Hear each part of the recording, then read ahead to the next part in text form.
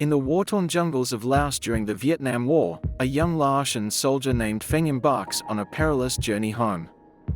With the sound of distant gunfire echoing through the trees and smoke rising ominously in the distance, Feng is driven by one thought: reaching his beloved Mai before it's too late. In his hand, he clutches a crumpled letter that fills him with both hope and dread. The jungle is thick and foreboding, mirroring the uncertainty of war. As Feng makes his way through the darkness, his heart races with the fear that time may already be slipping away. He is determined to say goodbye, but fate may have other plans. Earlier that day, Feng is depicted seated in a makeshift army camp. As he reads a letter from his girlfriend, Mai, a look of concern spreads across his face. Mai's voice, reading her letter aloud, conveys her illness and implores Feng to visit her before time runs out. The flashback concludes, and with a sense of urgency, Feng swiftly stows the letter in his pocket. He quickens his steps, murmuring a vow to himself to find Mai before time runs out. As Feng approaches Mai's village, he nears the outskirts. Abruptly, a burst of gunfire shatters the silence, causing him to halt, his heart plummeting.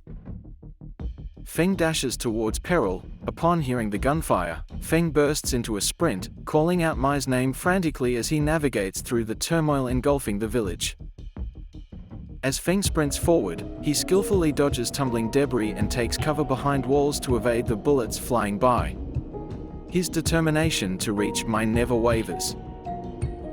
Feng arrives at the village's edge and finds Mai on the ground, still, with a growing bloodstain on her white dress. Feng crumples next to Mai, falling to his knees. His voice cracks with emotion as he utters her name. Gently, he cradles her in his arms, his tears flowing freely. Mai's final words: with the last of her strength, Mai weakly opens her eyes and speaks to Feng, expressing her gratitude for his presence. Overcome with emotion, Feng tearfully apologizes for his failure to protect her. In her final moments, Mai reassures Feng, telling him not to harbor any regrets. She conveys her joy for their final reunion. Gradually, her breath falters, and as she passes away in his embrace, her eyes gently shut. Feng cradles Mai's body, his tears cascading onto her as he tenderly whispers her name, pleading for her to remain with him. Feng is struck by a sudden pain.